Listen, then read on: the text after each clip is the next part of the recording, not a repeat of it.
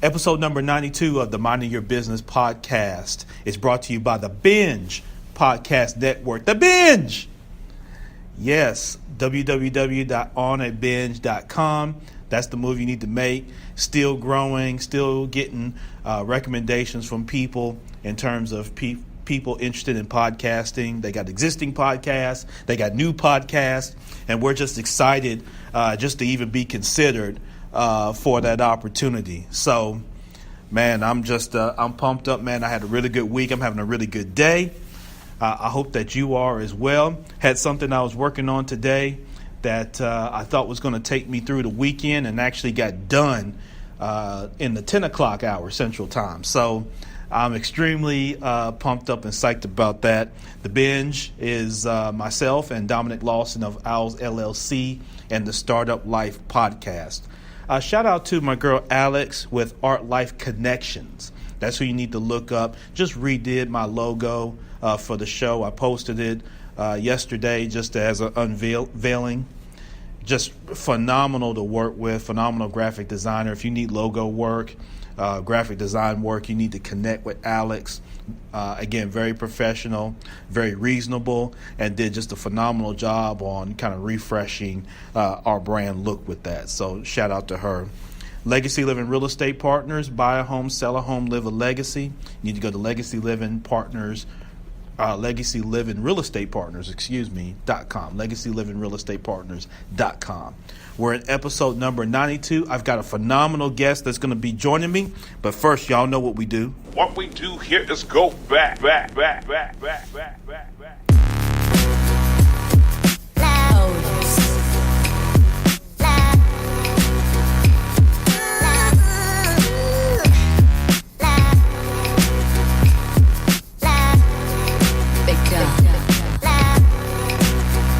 Oh, yeah. So, again, I'm your host, Champ Ron. This is the Minding Your Business podcast. Entrepreneurship, real estate, trending news. There is no business like minding your own. Today's May 3rd, 2019. I'm coming to you from Memphis, Tennessee, here in the United States of America on the planet Earth. And I'm so excited, I'm so elated for you to be joining me, whether you're listening to this as a recorded podcast. You can subscribe, listen, and share on all the major podcast networks, whether you're on Spreaker Live or whether you're on Facebook Live. Shout out to everybody that's live with me on today. I hope you had a marvelous week. I hope you got a chance to enjoy Avengers Endgame and everything else that's going on personally and professionally. I got a chance to see Endgame myself and on last Saturday. Really enjoyed it. Great family time and whatnot. So, again, I'm hoping you're ready for some knowledge. I want to introduce today's guest on the Minding Your Business podcast. And this particular brother, he posted something on Facebook that just blew my socks off. It was the entrepreneur game. And you don't see oftentimes many brothers and sisters that are completely innovative in that manner. But this is a brother. This is one of the top sought after speakers anywhere. And it is, truly an honor for him to take time out to join us, MYB. EESpeaks, the entrepreneur game, sought after ownership, in business all around. And when he agreed to come on the show, man, I was just floored, man. I couldn't even believe it. I couldn't even believe he responded to my email. This is a very accomplished brother, man, very accomplished man. And I am extremely excited and honored to be able to introduce Mr. Elliott Eddie. Mr. Eddie, are you there, sir?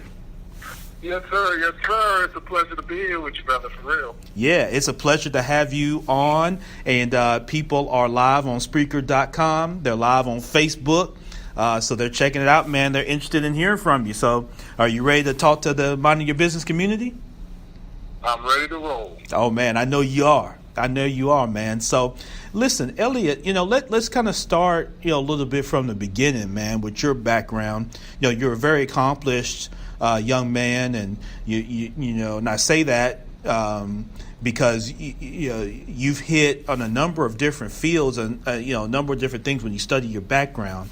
But for people that aren't familiar with you, man, who's Elliott Eddie? Well, I am a simple guy who grew up in the Bronx, in the South Bronx, in the '80s. Well, the end of the '70s and the '80s. Today, I am an entrepreneur. I am a speaker. I do a lot of different things. I was one of those children who grew up in the public schools back when they had different things like art classes and dance classes. So at an early age, I was able to express myself. When I was going to church, I would get into all of the church plays, and I learned how to express myself. But over the years, I found that as I was growing up, the world wasn't as open to me as I thought they should have been. For example, as I was growing up, a lot of people look at my size. Now, I'm about 6'4", about 270 pounds, give or take a few, depending on what time of the year it is. Right. But everybody, when they saw me, they would just see this big guy. So, of course, most of the jobs that I was expecting, either service or labor related, it was hard for me to get a corporate job. So it was hard for me to get a job that would allow me to exercise my mind. It was usually my body. And after a while, I decided that, there's more to me than just my size. So I started looking into other things. I started reading a lot. I started finding out, all of the possibilities that were out there. I would read fiction. I would read nonfiction, American fiction. I would do the Greek. I would go everywhere and just get information. And what it did is it helped me expand my mind some. And then I learned that I had a great mind, so I started wanting to do something that I could get paid based off of the skills and the talents that I brought to the table. I tried it out in sales. That wasn't really it, although it did give me some independence. It was still a job. So all of my life, this was developing into something of me wanting to have something for myself.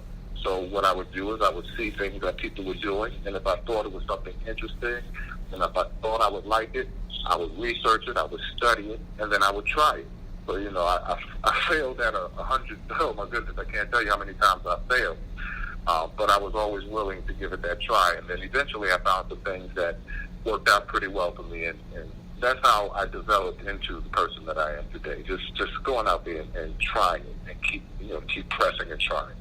Yeah, I mean, and you're getting a lot of amens and stuff, especially from our folks here at Spreaker.com, particularly around when you're saying about, trying things and failing. I'm the same way, Elliott. I've tried and I've failed at many things in business, and they were great lessons, and that's part of what's kept me in the game. So, for you, let's kind of start with your speaking opportunities, because I've seen videos of you. You're on YouTube. You're kind of around. I mean, you deliver some great gems. So, as you're getting into, trying things and getting around that perception of, how people would look at you based on your size and that sort of thing, and maybe thinking that you should be in athletics or you should be in this and that, and they kind of put you in this box, right?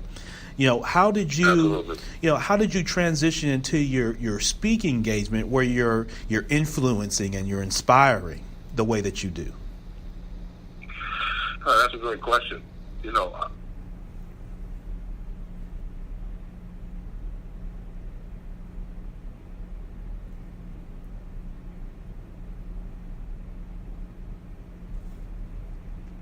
Hey, Ellie, I think we lost you, brother. Or unless you hit mute.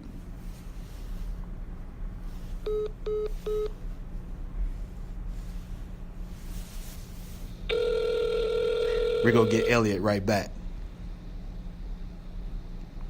Yes, sir. Are we there? Yes, sir. You are here. Yes, sir. Oh, man, they're not going to stop this information from getting out today. No, we're not going to let them stop it. We don't let them stop nothing, brother. We going to keep this thing rolling. That's what we do here on Minding Your Business. We keep it moving.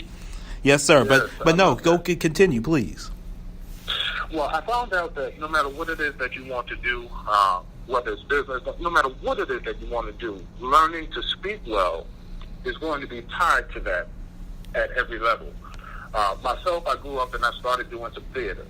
Theater was great for me because it allowed me to begin to express myself, whatever I thought, whatever I said, to say it the way I wanted to say it. One of the things they told us in theater is not about the words that you say, it's about how you convey your message. And then reading a lot, between theater and then learning and then reading, because really my vocabulary expanded just through basic reading. Reading stories. The more you expose yourself to words, the more you expose your vocabulary. to increase. The more you expose yourself to these books, the more your imagination begins to expand and gives you ideas of things outside of the box, things that you never would have thought of that you can relate to yourself.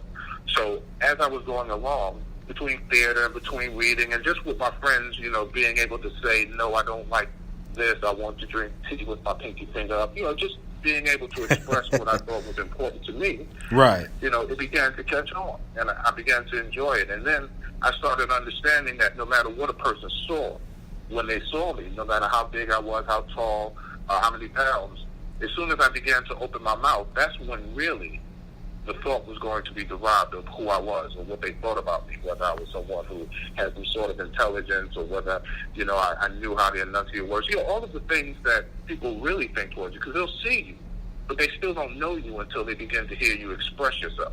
Right, and exactly. That's when they begin to understand who you are, what makes you different and unique from someone else. So it was that experience and learning that and enjoying it. And then I came to Virginia, and I joined an organization called Toastmasters. Yes. Toastmasters International. Are you familiar with it? Yes, I'm actually a member of, shout out to Givers Gain. That's our chapter here in Memphis. But yes, I'm actually a member. So yeah, absolutely. Hey, well, Toastmasters was a great thing. It was a great thing for me because it helped me in a lot of areas. I had a tendency to run on in my sentences, to repeat a lot of things, to do a lot of uhs and ahs, and, just a lot of things that really could have been tightened up for me to be effective in speaking, and let someone know what was on my mind. So I joined Toastmasters, and that's how the start of my professional speaking career began. I didn't even know I wanted one. Didn't know I was capable of having one. All I knew was I went in there and I did the work. When it was time for me to speak, I put together something that was important to me, something that I thought was of value that I could share with someone else. Right. And as I kept doing that and being honest, I got into a few competitions and won a few competitions and then realized that, hey, maybe I can share something with the world. Yep, exactly.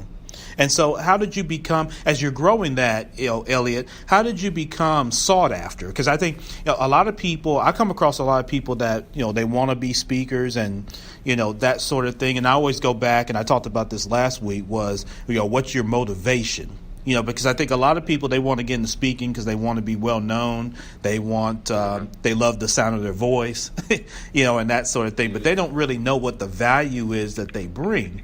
And it sounds like you developed that pretty early, which I think, could help propel you. So how did you go from getting started in speaking to, as you get your first, kind of opportunities to speak? And I think a lot of people struggle with that, is how do I get, lifted? How do I compel people to want to book me for their events and their conferences and things like that, so I can share what it is that I believe that I could share of value? Yeah, well, speaking is just like any other business you would start in. If you're going to be a speaker, you have to speak. When I joined a competition called the World Championship of Public Speaking, did pretty well in it. But here's the thing: when I was waiting to go out to that competition, and I knew I had won my position maybe a few months before the actual World Championship competition started, what I did is I went out and I spoke. I would call up clubs, I would call up different people, and I would say, hey, do you mind if I come out and I give you, I give a presentation? And I would do a 5 to 7 or a 7 to 10 minute presentation. When I didn't have any competitions coming up, I would call other places, call other clubs, and say, hey, I wrote something down that I want to present. Can I come over and present it? See, mostly speaking, first of all, I think in speaking, some of the best speakers that I consider some of the best are the most honest speakers. Those yes. that walk with an air of truth, not trying to put on airs, not trying to say I'm the guru of speaking and you all should listen to me. No, it's really people who have learned, who have gone through something, have learned a valuable truth, and honestly want to share that information with other people so that they can, overcome, and they can, bypass some of the mistakes and the things that slow you down and really overcome and begin to see the possibilities. That is, to me, that is speaking. So I grew up in the comic book era, so my favorite comic was Spider-Man. It's real corny, but he had that line, with great power comes great responsibility. Right. But I think you have to take that responsibility first before you can even get power. And what I learned during the process is there were times where I just wanted to speak. I wrote down something clever. I thought it was clever and very well put together. I would go out and I would say it, and people were like, "Oh yeah, that was great. That was nice." But it never hit home. It didn't have those people coming back saying, "You know what? That right there changed my life. It gave me another way of looking at something." And I think that's what's important. I think all of us have the ability to be a speaker at some level or another. It's just really about connecting to that truth that's inside of us and then learning how to express that to someone else for the purpose of building someone up. Yeah, exactly. And you hit on something that I think is a really good best practice, Elliott, which is understanding that truth. And again, I think that separates people who do it from a hobby standpoint to people who want to build a business in being a public speaker. Is you've got to hone into what's your story. And again, I always harken back to what's your motivation, what's your story. So if whatever topic that you're speaking on, what's your story behind it? Not just because you saw Elliott do it and now you want to do it. You know what I mean? Like, you got to be, what's your motivation and that sort of thing. So again, today's guest is Elliott Eddie joining us, and we definitely appreciate him doing so. So yeah, Elliott, let's transition a little bit. We talked about your speaking career and that sort of thing and how that's continuing to grow and flourish. Tell me about the entrepreneur game, because again, I've seen, some different things that have come to the marketplace. I haven't seen anything from people of color in this level of innovation. I haven't seen that yet. Now, I could be completely wrong, and correct me if I'm wrong, but I haven't seen anything really like it. So can you explain, for those who haven't been exposed to it, to see it, what is the entrepreneur game and what's the purpose of it? What, if someone buys it, what can they expect? I would love to. I love the concept of this game as well, besides trying to be unbiased. But the entrepreneur game is a family-centered board game for children and for adults that teaches the concepts and teaches the skills of entrepreneurs. All right, so you start out by creating a brick and mortar or a home-based company, and then your objective is to grow your business into an empire through marketing, investing, negotiating, and decision-making, and all that while avoiding bankruptcy. Now, the real gist of why I wanted to do this is because there's not enough information about entrepreneurship. There's not enough, especially not for our children and not for a lot of our adults, not understanding the concepts of business, and that goes for people across the board. And what I wanted to do was create a fun way that would teach people what it's like to name a business, to grow it from conception until it is actually grown, it's actually a tangible business, and then how to make decisions for that business along the way. A lot of times we go out and we do things and we get discouraged because we get thrown aside. We get a side ball thrown our way, and we don't really know what to do. But this is a way that we could do all of that in the comfort of our own home, start that business, work that business, make decisions, take a loss when you need to take a loss, but figure out how to bounce back after that loss, and do it in a way that we're not really taking a huge risk while we're learning. We're not losing real money while we're learning. So I really wanted this to be something for children and adults to get their feet wet, their first experience at running their own business. Yeah, and Elliott, one of the things that I love about what you just explained was the learning piece. I think for children or for adults, one of the things that's, I think, happened with entrepreneurship, and I think a lot of it was bred out of, one, you had the rise in technology along with the downturn in the economy of 2008. And I've always said this on the podcast, so MYB's heard this 1,000 times. I think a lot of entrepreneurs are really vigilante entrepreneurs. And I say that there are folks that their entrepreneurship was driven from the pain of being laid off or fired from a job. And so they did, and so they developed the entrepreneurship bug. In some cases, just out of necessity, because they still had household debts and student loan debt, all those kind of things, living expenses that had to be paid, and so they decided they wanted to rid the world of evil, one tax ID number at a time. And so I think a lot of people, did that, but they didn't really learn. They learned on the fly, so it was a lot of what you call in corporate, a lot of OJT, on the job training when it came to starting their business.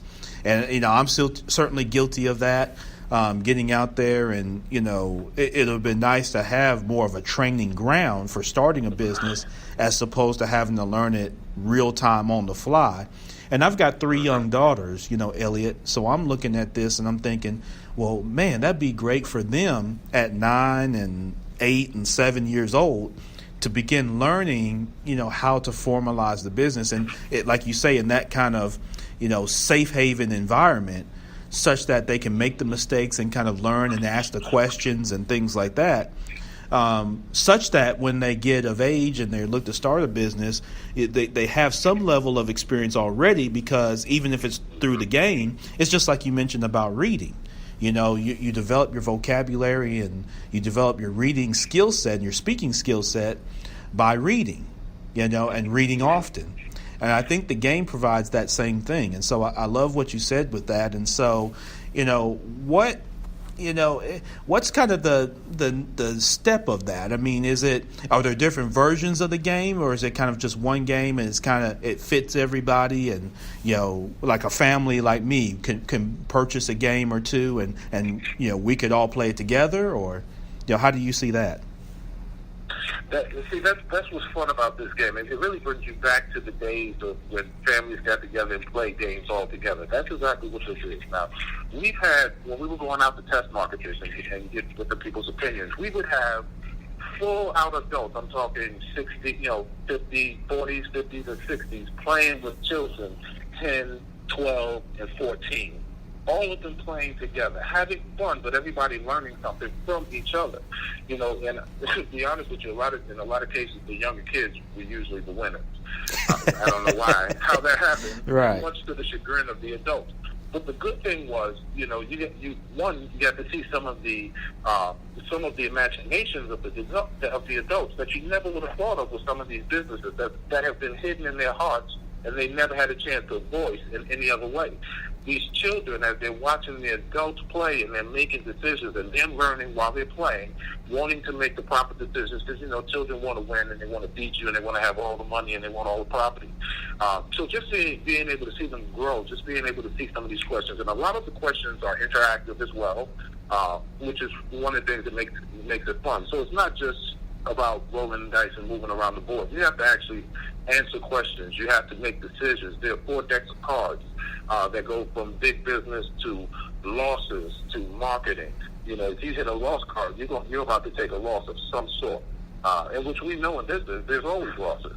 But the question is, how do you handle that loss and still put yourself in a position to move forward? So the children are watching the adults do it. The adults are watching the children. They're conversating in the midst of it, and they're laughing and having fun. So the purpose of the game is getting through. I've had some parents say that their children continuously play it, and the one who hates math the most wants to play it the most. So this is doing something different that that these handheld games, these video games, is just not touching. And they're learning. Even though it's fun and you want to win, they're learning something. They're learning the concepts of the possibilities of what could happen, how to put things together. One other story: I had my neighbor. Their children were playing. They have the oldest daughter she's 14 now. She was 13 at the time. Okay. When we played. She's an artist. At that age, she draws beautifully, and she would draw big paintings. Just big pieces, charcoal art and all that. She would draw those big pieces, and then she would try to sell those pieces, and she could get a couple of dollars for them. After playing the game, her dad came back to me and said, "You know what? My daughter came to me the other day, and she realized after playing the game, instead of selling this big piece one time, why don't she make a copy of the piece and sell the copies for a little bit less, so she can sell a whole lot more of those?" These are things that are coming to children, and they're learning. They're learning to be innovative, and I just love hearing these stories.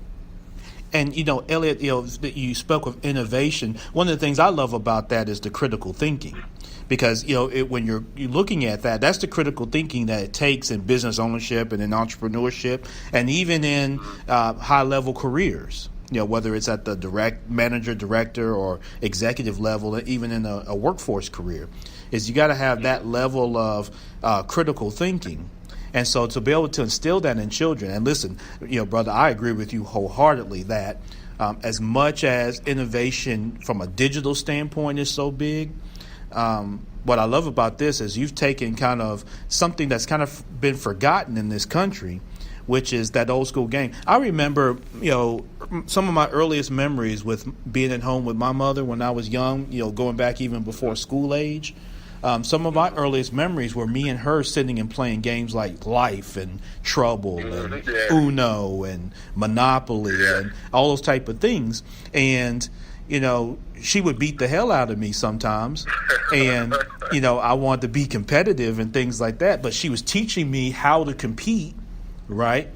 And how to think through my moves. I mean, she began teaching me checkers and chess and that sort of thing, and how to even think through my moves and what am I willing to give up, you know what I mean, to get to the next place. And I think kids miss that when all you have is just a phone or a remote controller or an iPad.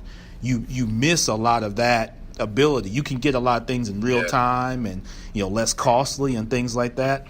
But I don't think anything beats what you're talking about with the entrepreneur game. And I'm thinking about for myself. I'm 38. I've put six-figure money into businesses.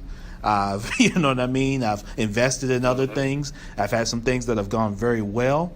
I've had some things that didn't go well, and again, those lessons. But to me, I feel like I'd get something out of it today at 38 years old. And it's funny you say that about the kids beating the adults, because the kids have those innovative, creative minds where for some reason, when we become adults, we get we can get closed-minded and dogmatic about principle, whereas kids don't operate in principle. They operate in, okay, here's what I see, what do I think, and where can I see my next move? And so that's funny. I'd love to. I mean, to me, my gears are turning, man. It's almost something I'd want to host. I'd like to get several of the games and just host a game night with it. Yes. And those are fun. Let me tell you, those game nights are fun. Yeah, I mean, just to do a game night and invite people out and maybe have a prize or two. Now I'm saying this now. No, don't y'all run off and take my idea now. I'm talking to these folks on NYB. No, I'm just kidding. If somebody does it, invite me. I'd love to come out and support it and promote it. So I'm being facetious. But our guest today, Elliott Eddie, and he's given some great value, some great feedback, some great nuggets for you. So I'm hoping you're taking this down. So, Elliott, how do you balance everything that you're doing, right, with your family? Because I know family is important to you. How are you balancing this, with the Mrs. and, with your entire family? Because, as you know, being a business owner, entrepreneur, it takes a lot of time. There's a lot of investment of time and resources and things like that. So, how do you find that you balance those? That's really a great question because I do a lot of different things. Even in the businesses, I have about 5 businesses that I run. And what I do is there's 2 things. Number one is you have to state what's important to you. What is number 1? What is number 2? What is number 3? For me, you have to state what's important to you, so you know that you have to make time for those things. Now, me myself, I have an actual physical schedule book. Not online, not through my phone, but I have an actual physical schedule book where I print out every year, every month, every day. I print out the day, and I'll put about 5 or 6 lines on it. So for me, it's about time management, knowing how to utilize your time to the fullest. So, for example, a lot of people will say, they'll find something that they want to do, and they say, well, there's just not enough hours in the day, or, I just don't have any time left to do it. And my attitude is, you make time to do the things that you want to do. So right. If you want to do it, you're going to make time. That means sometimes that might mean you don't sleep a little, you sleep a little bit less, or sometimes you have to get up a little bit earlier, but you make time. So for me, for my family, for my religion, all of those things are non-negotiable. I have to make time. those things go on my schedule right off the back. And then the things that I want to do, first of all, I have to judge what do I need to do. Besides those things, you need to keep these bills paid because they come every single month. Right. So it's always, no breaks. When you pay one, 2 weeks later, the next one is in. You think, right. Didn't I just pay this? Right. So you have to get in. So you have to be, you have to have enough discipline to say, okay, when it's time to work, it's time to work. I'm going to do these things. And I write them down one by one, and I make sure that I'm accountable, that every single day I cross off the things that I did. And the things that I didn't do go back on to the next day. But to me, it's about time management. You state what's important, you state what you have to get done, and then you figure out your time to make sure you can get it done. Fortunately for me, I've had a tax business, so in the beginning of the year, I'm usually doing taxes, which now the entrepreneur game is doing well, so I'm planning on dropping that business. But anyway, I have the tax business, so first 4 months, I know that's what I'm doing. I have the speaking, so I know outside of tax business, I can put my speaking, I can schedule those well in advance. Yeah. And then everything else that I'm doing, like the real estate, I'll just do that as I see things happening that I can tag on to. Now, with the entrepreneur game coming out in January, of course, all of that has been refocused because that is the most important thing right now. Not just for sales, but just to make sure that people understand that there's something out there that is of benefit to them that can help them live a better life. So, yeah, it's really about time management. Yep. About, saying what's important and then managing your time well. Yep, excellent. And so you mentioned that the entrepreneur game, when does it come out? I know you were mentioning January. Oh, yes, it came out in January. Okay. January 7th. Okay, it's gotcha. Live in the world. Yep, so it's live right now. So how can people get it if they want to be able to get their hands on the entrepreneur game? How can NYB do that? Yes, sir. That is a most excellent question. You can get the entrepreneur game. You can get tons of information about it off the website. The website is www.entrepreneurboardgame.com. Just entrepreneurboardgame.com. I'd like to keep it simple. Yep, there it is. That's as simple. It don't get no simpler than that. So www.entrepreneurboardgame.com. So NYB yes, community, I expect you starting today and over the next several days to go connect with Elliott and get you a copy of this game and play it with your children, play it with your grandchildren, with your significant other. Engage in this and then provide feedback back to Elliott as to how it's received and that sort of thing. That always helps any business owner with continuous improvement, right? And so let's make sure that we're supportive in that regard. So if you go to Target and you'll go buy Life for the 10th time, or you'll go buy a deck of cards for Uno and that sort of thing, make sure that you also get the entrepreneur game. And let's show Elliott that we can be supportive. So I encourage you to do that. EntrepreneurBoardGame.com. All right. So Elliott, talk to me. You mentioned a little bit about real estate. So what do you do in real estate? I buy and sell distressed property. Okay. I do something called, and I'm going to share this information because not many people know about this, and it's going to take work to carry it on, but for you enterprising people, pay attention. I do something called tax sales. There are two different types of tax. There's a tax sale and there's a tax lien. Right. Some states are tax lien states, some states are tax sales. Virginia is a tax sales, which is a little different from lien. What that means is that in the state of Virginia, and this is in all tax lien states. In the state of Virginia, if you don't pay your real estate taxes for 2 years or more, they have the right to take your house, put it up for auctions, and sell it for pennies on the dollar. What I do is I go to those auctions. I buy the properties for the pennies on the dollar. I fix them up, and either I sell them or I rent them out. Just to give you an idea how lucrative it could be. Maybe about 2 years ago, I purchased a property in Petersburg, Virginia. 4-bedroom, 2-story, 2-bath, quarter-acre land. I spent $3,000 on the house. Fixed it up, sold it at an auction, and got many, many, many times more than that.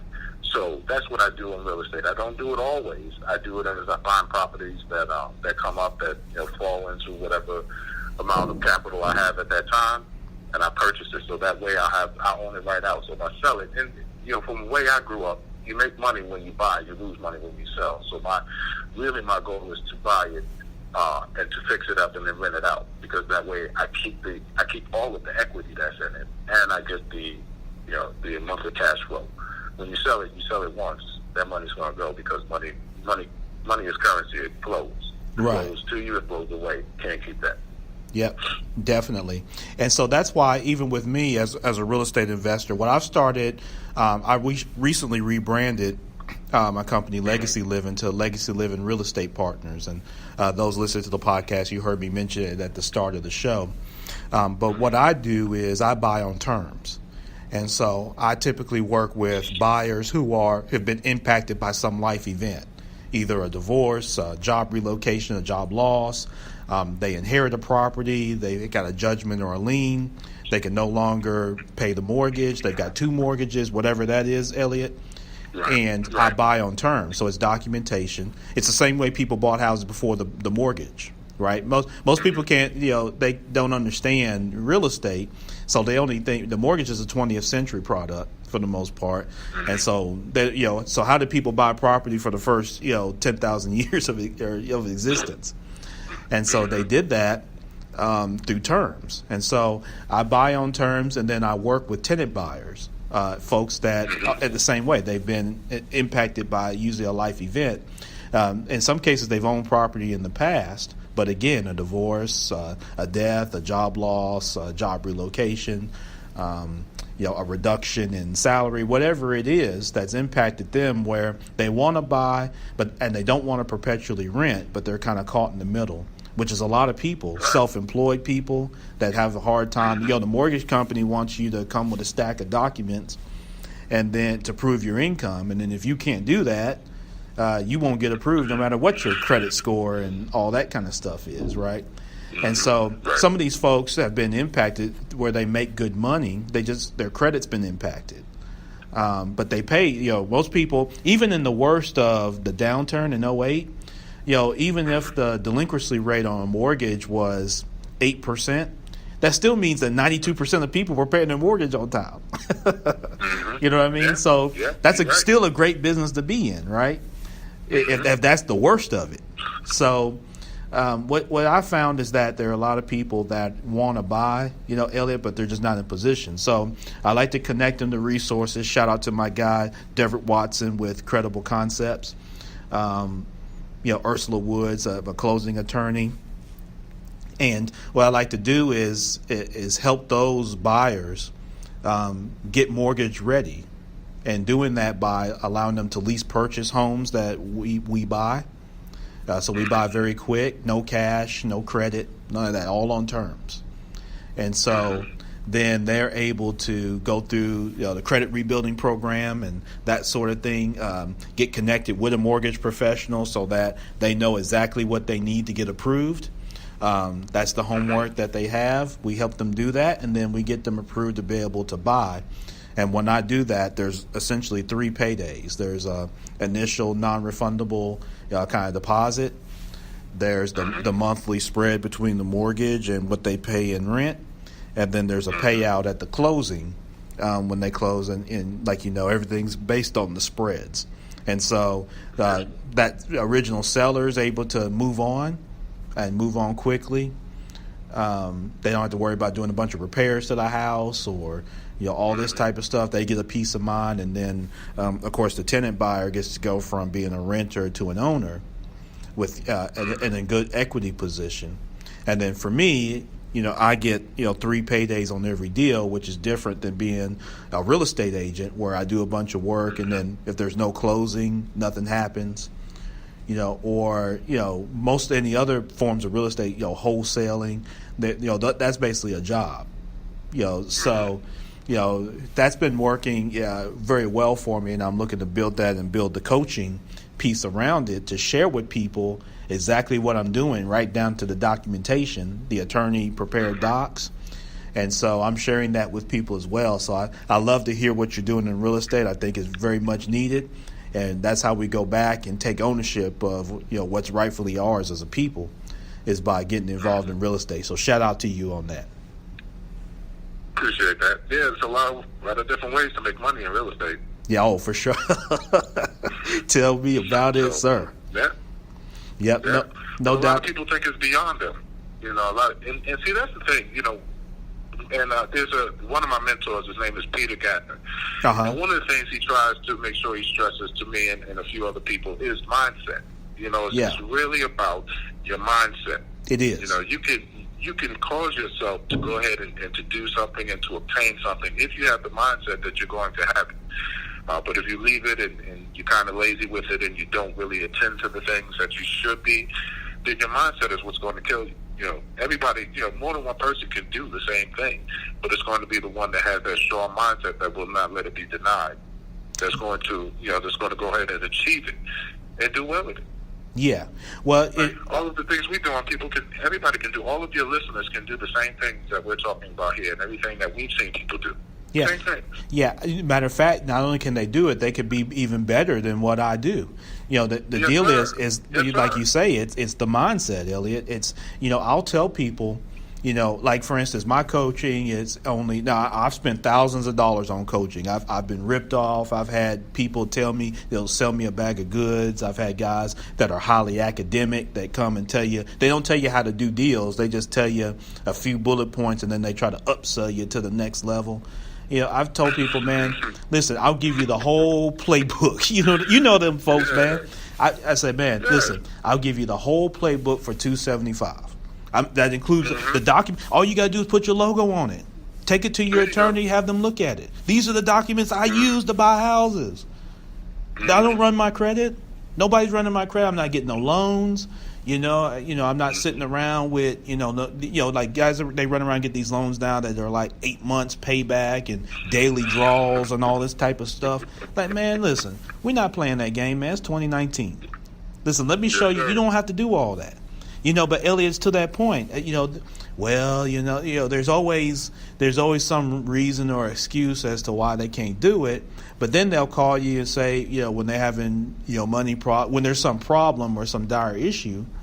But it's like, man, you could avoid that by just take the lead. Don't worry about being perfect. Don't worry about, none of that stuff. Or, mama go say this. Well, mama only understands what she understands.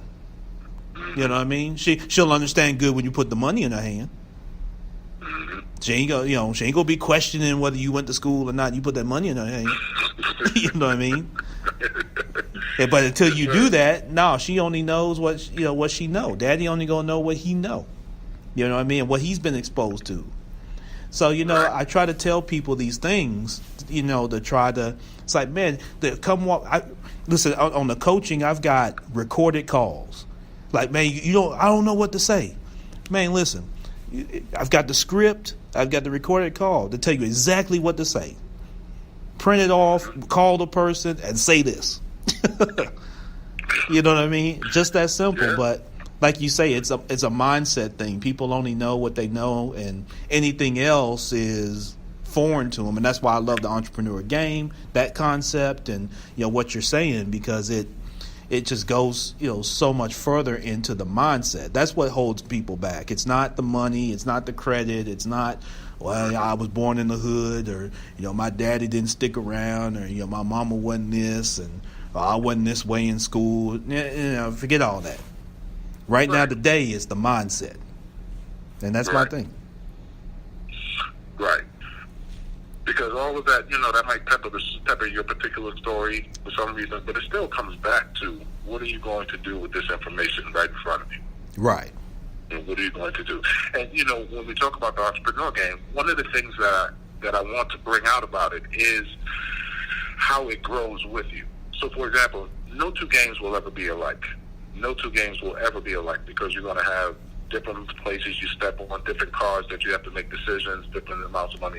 But here's what grows.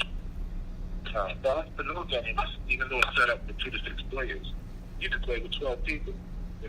What would be the difference in going in with 6 sets of teams? Right. And we're going to look as a team and play this game. Just the mindset. Just different ways to try to accomplish a goal. make it a little bit more difficult for yourself because we never know what's going to happen. And one of the things that I like about it is that in order to succeed and excel in the game, at some point you're going to have to communicate with someone. You may even have to negotiate a deal. You may even have to go into business with someone. We had a couple of kids playing, and it was the sisters. I think the sisters were like 14 and 13 and 16. And the young brother, the young boy, I believe he was 6 or 7. Now they had to help him with his money, but he was very well. He did very well with his comprehensive. The fun thing about it is while they're going around and saying, "Hey, I'm going to build these other businesses, and I'll have 4 or 5 businesses," he had a steady course. He kept his steady course. He didn't want to spend any money on anything. He didn't have to spend money on them, and he wanted to collect them. He wanted to make money. And by the end, probably by the halfway through the game, the oldest child that was on this, she was asking him for loans so that she didn't have to go into bankruptcy, which is something that you can do as well. As long as anything that you can do in the real world, you can do in this game, which is why I like it so much, because it's really based on life. So she would end up borrowing money from him. Going back to the story, she would borrow money from the young man, and he would make tons of money just making a deal. You know, you can get this, you can pay me back, but you're not paying me X amount of percent interest. So just learning the different things that you can do in business and how to go them, how to jump over them, how to deal with them. You know, what if you're on your block and for some reason the water main breaks? Right. There's water all over the streets. The city comes in and they put up the barricades. Everybody thinks your business is good, but it's not.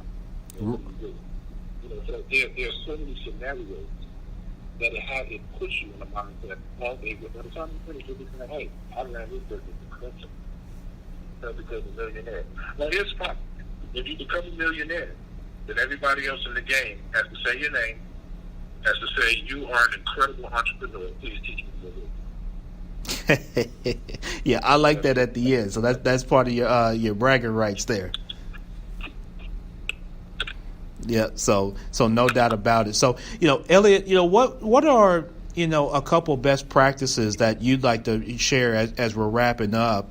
What's a couple things that you share with, whether people are, in the workhouse and they're wanting to become an entrepreneur, they've got an idea, they've got dreams, but can't seem to get over the hump, to the people that want to get started, but they're strung out in debt, and they just don't see their way, or, maybe people that have been in business and they've taken a few losses and, they're just trying to figure out, what's a couple best practices that you'd share with those folks?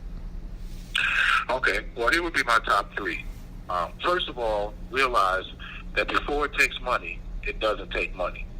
What I mean by that is, we get stopped in the beginning because we say, "Oh man, well, I don't have the money to do this, or I don't have the money to do that." Before you even get to a money stage, you have a planning stage, which when you sit down and actually think out, what is it that you want to do? Why is it that you want to do that? Who are you going to be reaching? Even if it's a lemonade stand, why do you want to sell lemonade? Who's going to buy your lemonade? You start thinking of the basics, because once you start thinking of the basics, then that opens your mind up to get ideas on how some of these things may work. You may not need, I'll give you a perfect example real quick. When I started my tax business, I wanted to start a tax business, but everywhere I went, the rent was $1,500 a month, plus you had to get computers and systems, so I figured out to start one just like Jackson Hewitt and all of them will cost me $40,000. That's before I even did one tax return, $40,000 in a year. I didn't have that. So now most people will let that stop them. "Oh, well, I can't do it." So no, what did I do? I said, okay, well, most people don't want to go to those tax places. They'll be in their house doing it. So what if I just went to their house and did their taxes and performed door-to-door service? Now, instead of having all this, what do I have? I have gas, I have a laptop, I have a printer and some ink and some paper. So right. Instead of spending $40,000 to start that tax business, I started it with like $600. Yeah. So before it costs money, it does not cost money. Plan it out. Work with it so you can see what you actually truly need, and then you start moving forward. Second thing I would say is you got to be true to your heart. Don't do something just because it seems like it's popular. Or don't do something just because the next person is doing it.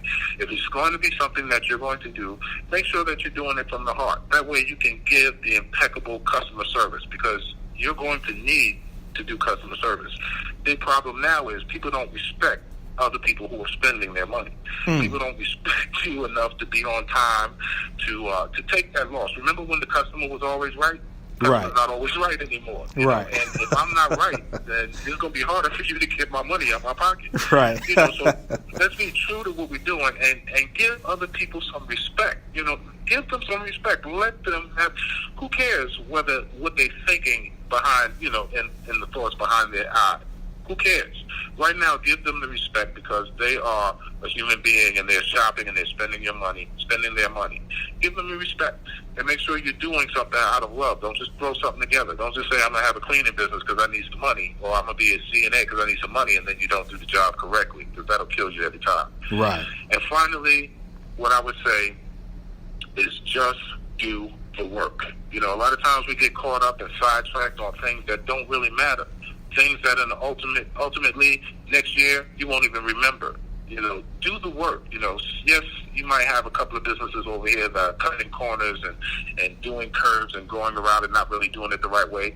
It doesn't matter. You do the work. You do the work that you're supposed to do. Yes, it might take you an extra hour to make sure that those utensils are spick and span clean.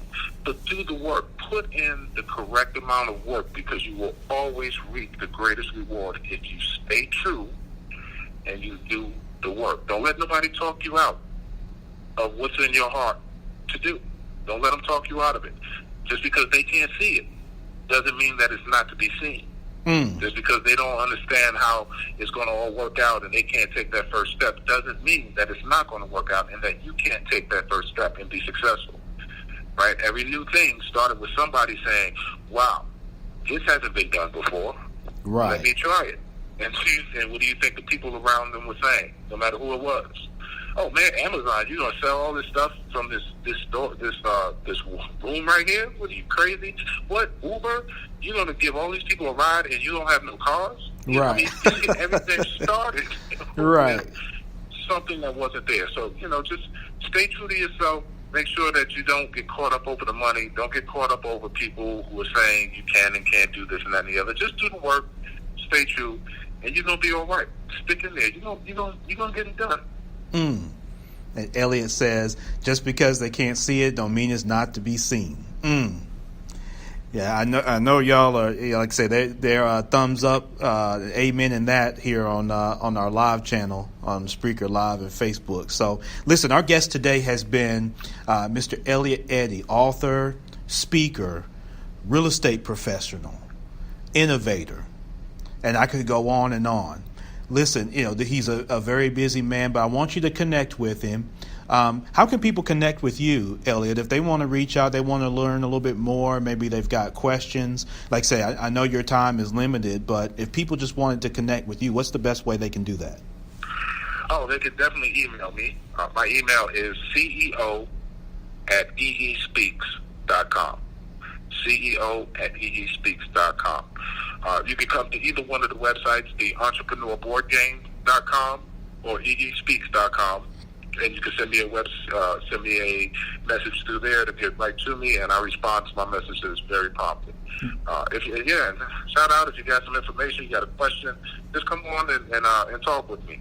Let's build something. Let's build something together. Yep, absolutely. And MYB, that information is going to be in the show notes. And so, Elliott, if you can make sure that you inbox me that or email me all your contact, and I'll make sure that those are in the show notes for everybody. So people that listen to the show in the future will be able to connect with you as they connect with this information. But listen, Elliott, I'm indebted to you, brother. Thank you so much for taking time out to join here on the Minding Your Business podcast. I appreciate it, and I want to have you back because I want you to be able to update people on what you got going and different things like that. You never know where that sparks opportunity.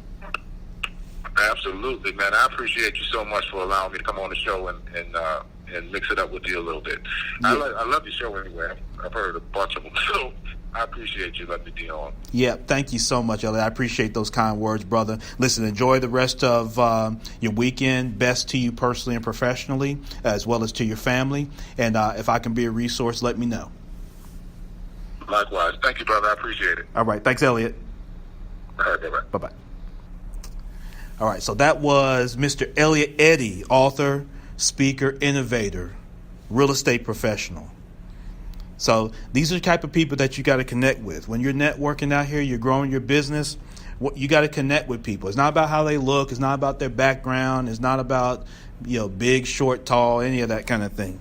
You want to be successful out here, you're going to have to network. Now, I know how y'all are. Ron, you got to be in the clique. What clique? What clique you talking about? Tell me which one you're talking about. I'll tell you if it's a clique. You're going to have to know people, and then just as importantly, people are going to have to know you. So you want to grow your business, and you want to get in business. You want to transition through the workforce, or you enjoy the workforce, and you want to be entrepreneur within your job, within the workforce that you're in. You're going to have to connect with people like that. And like you mentioned, he does a lot of reading, things like that. He has a lot of old school things that he's doing, that he's innovating. So find your lane with that. I invite you to connect with Elliott. It's going to be in the show notes, and I'll post it here online and that sort of thing. He and I are friends on Facebook, so if you go to my friends list, you'll find him. Elliott, thank you so much for, again, your time, brother, and those nuggets. It helps us all when you're willing to share in that manner. So in the spirit of what we're talking about, let me get into Ron's rundown real quick.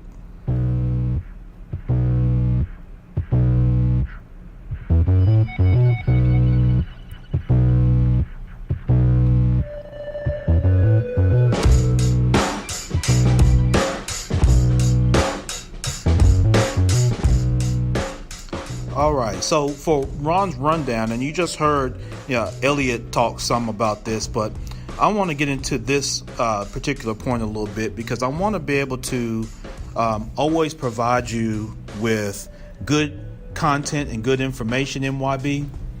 And so something that I've seen lately that I want you to avoid and give you kind of a different play on this.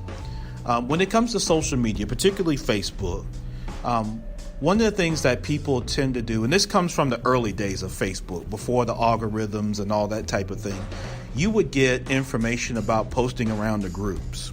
And of course, we have the group, the Minding Your Business community on Facebook. I invite you to join. If you haven't already, send a request. We'll accept that, unless you look like you're not about your business, and then we won't accept it. But other than that, we'll accept you and invite you to join. But back in the day with Facebook, you would post around the groups. There was no algorithm that used mathematics to predict who would like your post and who would connect with your post, and Facebook routes people that way like they do today. So several years ago, in the early days of Facebook, one of the ways that you could create engagement was posting across groups. And so people would spam groups in the sense that they post their videos, they post their events, they post their business, they post what they've got going on, in sometimes multiple fashions and in cases the same post over and over again. And that's not always done with malicious intent. Sometimes that's done on accident if you press the button more than once and blah, blah, blah, right? But one thing that I'll encourage you to do when you're younger or at any stage in your business, but when you're younger in your business, don't just go and just post across groups all day, every day, just posting the same message over and over again. That's spam, all right? And what you're going to do is you're going to alienate your potential patron, your potential customer, because all they get from you is spam, right? What you've got to do today, it's 2019, so we're not 2011 anymore. It's not 20. It's in the early days of social media. Social media is picking up some seasoning quick. And so you've got to be able to connect with people. What people always want to be able to do is give their opinion, and they want to know your story. They want to be able to believe in you. All right. Y'all listen to this podcast because I'm the one that's driving it. Right. And I have an obligation to provide you with the information that I believe will help you in your daily walk. And so that's what I want to do here with this today. So don't just post across groups. If you've got a flyer, you have an event coming up, right? Just like we've got Memphis Career Connects coming next Friday at 4 o'clock here at the Tower Room in Clark Tower. for those that are in Memphis, Tennessee. And this is helping people with their career, myself and Scott Kinney, co-founder. But if you're going to post your flyer and things like that, you've got to connect with people. Connect with people, meaning that ask them questions, learn what their pain points are and what they're seeking, right? Don't just because you've got a great idea. If it's all about you, then just post it to you. Like you can change the setting, I think, in Facebook to only you. That's how you need to post. Post only to you if it's only about you. All right? When you're posting across groups, there's nothing wrong with that. Don't do it every day, 2 and 3 times a day with the same post. Don't do it every other day.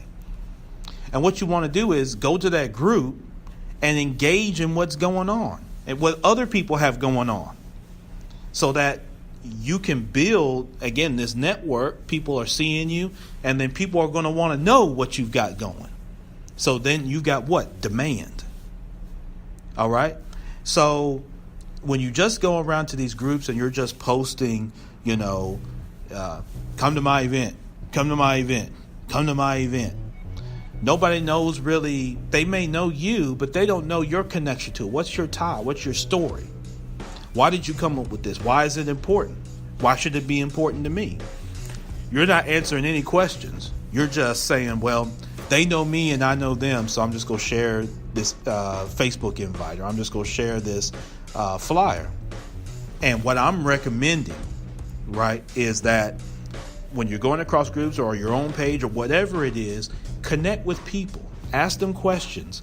Engage, post something, in a group that's thought-provoking, or post an article and get people's opinions on it, right? And as you're going through that, then you're able to share, here's what I do to help people, right? Would you love to hear a little bit more about what I'm doing? I'd love to hear more about what you're doing, and maybe there's some collaborative lanes that we can explore. That's what you've got to do. So if you got your event or your business and stuff coming up, if all you do is just hit people in the mouth with it, they go back up. Because again, people are hit with advertising all day long. It's 2019, folks. No, it's not 1952. You know what I mean? It's 2019. People are hit with stuff all day long. So what I recommend, again, don't spam the group, just like NYB community. Don't spam that group, but share your information and then share your story. What's your why behind it? You heard Elliott talk about getting into speaking. You want to be a speaker? What's your why? You can't just speak about technology because you like what somebody on YouTube said. What's your connection to technology? How has it benefited you? What have you learned? What has been your failures, your successes, your joys? Share that with people because that's going to endear you and connect you to the people. People buy from who they like and who they trust. And then the third kind of piece of that is the value. But if they like and they trust you, they're more apt to buy from you. Right? But they're not going to do that if you're just out spamming. So don't just spam. That comes off like a hobbyist. Right? You're a business owner. You're an entrepreneur. You're a working professional. So share the story behind it. How did it come about? What have you gone through? What are you continuing to go through? What's your next step? And let your audience share that with you. Let them share with you their pain point, where their opportunity is. And so don't just get into this, rut in terms of just posting back and forth. Or you're on Instagram and you're tagging 100 people, and don't do that every day, right? Do what you want to do. But I'm just giving a recommendation of you've got to connect people to your background. Why you? You want to talk about whatever you want to talk about, but why you? I'm on here, this particular podcast, I'm not academic. So I'm not NPR. I'm not going to tell you about anything I haven't done or seen done. So I don't have any episodes or anything. I don't get on here talking about things that I read, or things I just conjure up. I share with you exactly what I've done, what I've been through. And I have guests on here that do the same. And we do it raw. There's no editing. I'm not splicing nothing out. I don't take out the imperfections, because you don't do that in business. Like we talked about speaking. When you're up speaking, you don't get to edit. You can edit the video, someone videoing it after the fact. But once you put it out there, it's out there. So there's no editing to it. It's all real. It's all raw. It's authentic. That's how I come. That's how the people I have on here come. So be that in your social media life with your business, and I think you'll find much more success with what you're trying to do, because you have a goal of what you're trying to accomplish. Your goal wasn't just to post it. Your goal is to get what? Engagement. So then you got to engage to get engagement. You know what I mean? What do y'all think this is? You got to engage to get engagement. And it can't always be all about you. Get around here, participate in other conversations and dialogues that are going on. And again, that's going to connect you to the next opportunity. It takes a little bit of time, yes. But it's better than just posting around the groups with no engagement, and then people get tired of that ante. And so then when you come with something else, they're on guard for you. They're standing there at the gate. They already got the gun up pointed at you, because they're on guard with you. Y'all, here they come again. And you don't want to be that person, that guy or girl. So I hope this has helped you today. Thank you again to Elliott Eddie for joining today as our special guest. Thank all of you. Thank Spreaker.com. Thank Facebook Live.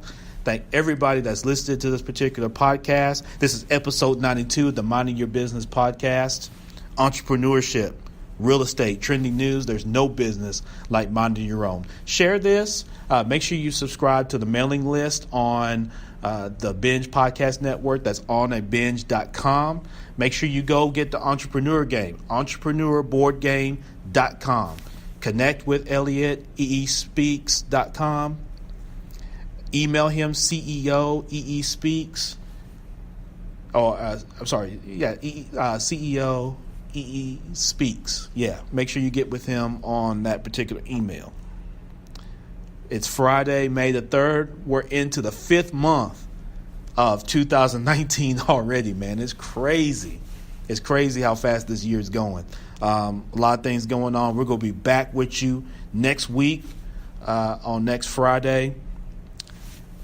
Listen, just go be great personally and professionally.